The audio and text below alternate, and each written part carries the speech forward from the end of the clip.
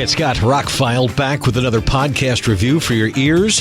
This one surprises me, too. We're going to talk about 1975's Tommy. Based on The Who's rock opera from 1969, the movie finally got made in 1975. Wow. I have not seen this movie since high school. That's a long time, kids, and this is one wild movie, the likes of which they don't make anymore. It's a Ken Russell film. It's a full musical. It is a story of a young man who sees horrible things, becomes deaf, dumb, and blind, and the only thing that can reach him is pinball. He becomes a pinball wizard and eventually a messiah figure. Yeah, all done to the music of The Who with some interesting performances. Like I said, I haven't seen this movie in decades. It was a midnight movie a lot. It was not one of my favorite midnight movies. I was more American Werewolf in London or heavy metal. Those were the kind of Rocky Horror. That was the musical I would go see. But I do remember this being on the midnight movie circuit for a while. I'm a Who fan. I was in a band in high school that tried to play Tommy because I was a trumpet player. We tried to play Chicago and The Who and bands like that featured horns in their music. Anyway, long story short, I haven't seen this movie in forever, and it kind of blew me away, mostly good ways, a couple of bad ways. It is definitely a product of his time. It is definitely an acid trip, a fever dream, whatever you want to call it. There are bits and pieces that may not make a whole lot of sense. Parts of it are just weird. You haven't seen anything until you've seen Tina Turner's Acid Queen. Roger Daltrey is amazing in the film. It was pretty amazing. Anne Margaret plays the mom. Supposedly she was cast because they needed a great singer. I don't know that she totally fits the material, but she gives 150% in this performance from beginning to end of the film. I was blown away by what she was willing to do. I mean, she's an actress, she's a singer, was a huge star at the time, and she really gave her all of that film. Kudos to her. Of course, The Who is in it. When Eric Clapton shows up in a church, well, it's right after the scene, the Church of Marilyn Monroe. Stick with me here. It gets a little weird. So you got Eric Clapton, you got Elton John doing his version of Pinball Wizard in a key scene. And of course, The Who appear. Like I said, Tina Turner, you need to see that. I just realized that Stuart Baird edited this film. He was an editor. This is 1975. He was an editor on movies like Lethal Weapon and went on to direct action movies like that. Excessive Force, Executive Decision, one of those he directed. Anyway, long story short. Robert Stigwood got the rights to this after the London Symphony Orchestra did an opera version of it a few years earlier. Robert Stigwood would go on to produce things like Sgt. Pepper's, very much into making these musical films. It's a rock and roll odyssey. I understand that Ken Russell didn't even like the music. He's not a rock fan, but he liked the story. And he filled in some bits that Pete Townsend actually let him and liked. So there's some stuff in the movie that changes some things from the album, if you ever used to listen to that. If you're a fan of the album, this is a companion piece, but it does have differences. Those are quite laid out in Wikipedia and other places if you want to go through them. There's a couple of main ones, like whether or not the dad dies and who's complicit in that and all that. But I don't want to get into spoilers because I'm surprised at how many of my contemporary friends have never seen this film. Set yourself for a 1 hour and 50-minute musical that gets very psychedelic, that kind of comes around full circle to where it begins. The performances are amazing. I can't say enough about Anne Margaret, Tina Turner, even Eric Clapton's small role. He's pretty, he's mostly singing, but anyway.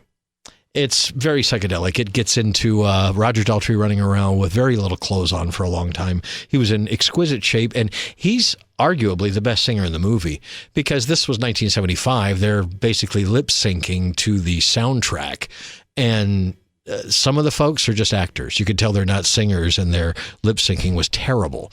Anne Margaret's really good. Clapton was very good. Tina Turner, shockingly good. And the best was Roger Daltrey.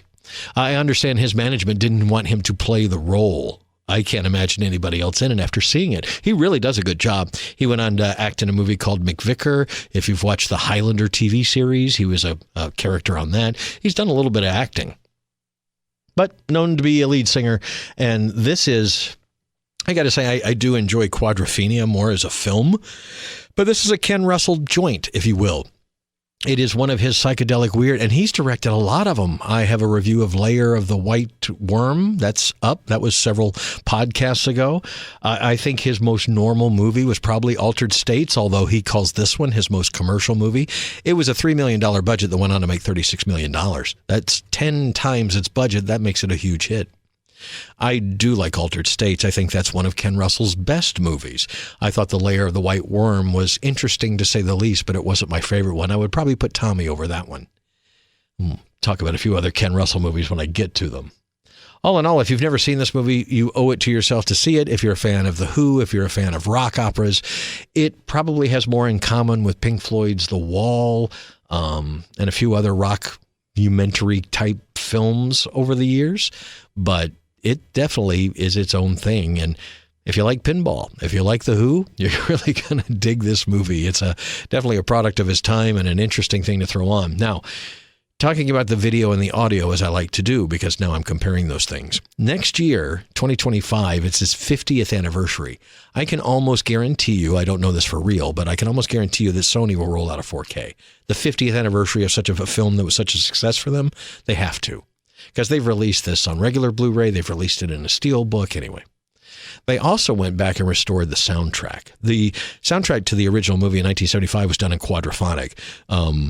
The Who were really into that. Some other bands, Pink Floyd, a few others were really into that. That was the earliest versions of surround sound.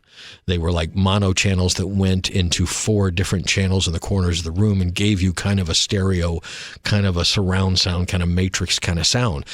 It's impressive when done right. Rhino Records is releasing a lot of Quadrio Blu-rays now, where they're taking quad mixes and putting them on these Blu-rays. So what Sony did for the soundtrack to this, they did a quintil mix of that 4-channel mix and spread it over the 5 channels. And they've put that on there in a lossless format along with a 5.1 lossless surround sound. And I switch back and forth, and they're both interesting. Matter of fact, I would recommend watching the movie twice to hear both different soundtracks. I would say the 5.1 soundtrack is a more balanced soundtrack. It sounds more like your typical movie, where the quint whatever mix, that was pretty out there. There's stuff flying at you from all the different channels. It was definitely, something to behold, probably tied into that entire experience of the film. The film has a lot of psychedelic imagery, a lot of things that are kind of dreamy, things that you found in late 60s, early 70s movies.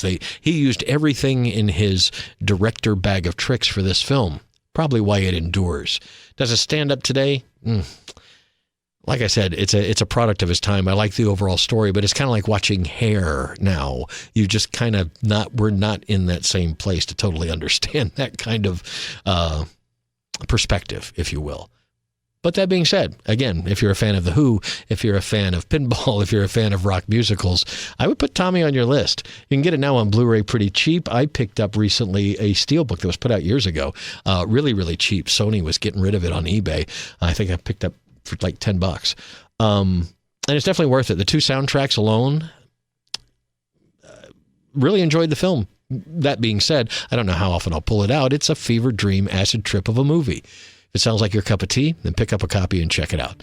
Tommy by The Who by Ken Russell. The film from 1975 is available now, and I would give it a halfway recommendation. Scott, ROCKFILE, back with more podcasts coming soon. Thank you for listening.